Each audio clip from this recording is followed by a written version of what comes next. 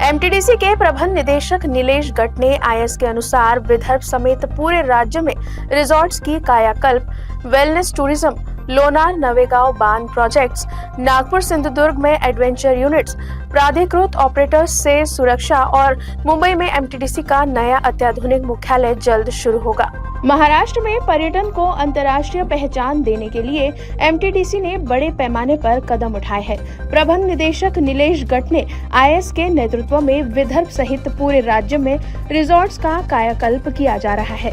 बुल्ढाना का ऐतिहासिक लोनार लेक, गोंदिया का नवेगांव बांध और वर्धा का बोर डैम अब नए अवतार में पर्यटकों का स्वागत करेंगे, जहां वेलनेस टूरिज्म और लग्जरी स्टे की बेहतरीन सुविधाएं उपलब्ध कराई जा रही है।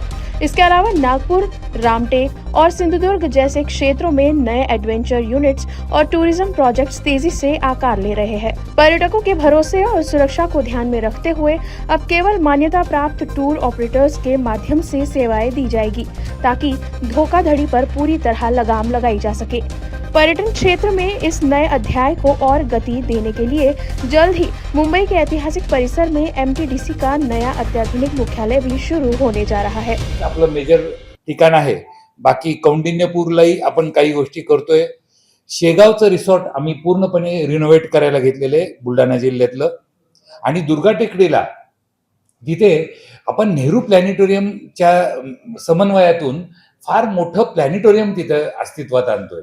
सध्या बांधकाम अंतिम टप्प्यात आलेले दुर्गा टेकडीला म्हणजे तिथलं जे लोणारचं जे सरोवर आहे, तुम्हाला बऱ्याच लोकांना माहिती असेल की उल्केतून निर्माण झालेलं ते आहे। ॲस्टेरॉइड त्याला म्हणतो। म्हणजे ज्यावेळेस पृथ्वी आणि चंद्राचं जे काही कोन अंतर असतं त्या काळात असा ठराविक काळ असतो, एक काही सेकंदाचा, त्या सेकंदात ती उल्का पृथ्वीवर आली आणि ती नेमकी आपल्याच भारतात आणि महाराष्ट्रात आणि विदर्भात असं म्हणू अशा ठिकाणी ती आली आणि ते मोठं सरोवर निर्माण झाले। तर 22 हेक्टर क्षेत्रामध्ये तिथे फार मोठा प्रकल्प आमचा आज अस्तित्वात आलेला आहे आणि तिथलं जे प्लॅनेटोरियम बांधून झालेलं आहे त्याचं कार्यान्वयन अंतिम टप्प्यात आहे। तिथं जगभरातले सगळे लोक लॅब स्थापन करण्यात आलेली आहे आणि त्या पाणी आणि मातीचे नमुने घेऊन त्याची पाहणी होतीये। त्यानंतर 5 शिवसृष्टीचे प्रकल्प आपले मंजूर झालेले आहेत। त्यातला एक नागपूरमध्ये आहे, उरलेले 4 अन्य भागात आहेत। त्यामुळे मी नागपूरचा प्रकल्प ती जागा निश्चितीच्या अंतिम टप्प्यात आहे। पंजाबराव कृषी विद्यापीठाकडे आम्ही जागेची मागणी केली आहे, तो पुढच्या टप्प्यात पुढे जाताना दिसेल। यवतमाळला टिपेश्वरला खास करून तेलंगणातल्या लोकांचं तिथं त्यांना जवळ पडतंय। मुरली सहस्त्रकुंड आणि टिपेश्वर या ठिकाणचे आमचे युनिट ते सुद्धा अंतिम टप्प्यात आलेले आहेत रिसॉर्ट बांधण्याच्या। आणि नागपूरमध्ये तर आपल्याला कल्पना आहेच आहे, नवेगाव, खैरी, रामटेक मधले जे 4-5 आहेत, खिंडशी, सिल्लारी, खेकरा नाला, आंबोरा, पिपरिया पेठ या ठिकाणचे आमचे प्रकल्प आहेत।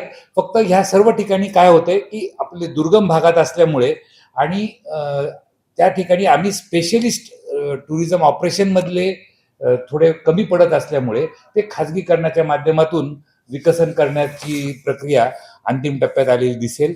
वर्ध्यामध्ये आमचा वर्धा शहरातला जो रिसॉर्ट आहे तोही तिथल्या सन्मान्य भोयर साहेबांच्या पाठपुराव्याअंती तो अंतिम टप्प्यात खाजगीकरणाच्या आलेला आहे। आणि वेलनेस टुरिझम म्हणजे जिथं आयुर्वेद आणि जे निसर्ग उपचार या दृष्टीने बोर डॅमचा जो आपला रिसॉर्ट आहे त्या ठिकाणी आपण पुढे जातोय। आपल्याला कल्पना असेल गोंदियातला नवेगाव बांध हा तर रिसॉर्ट आम्ही संपूर्ण महाराष्ट्रात हा 1 नंबरचा रिसॉर्ट झालेला आहे असं अभिमानाने सांगतो लोकांना। आपणही मंडळींनी नवेगाव बांधला जरूर जावं।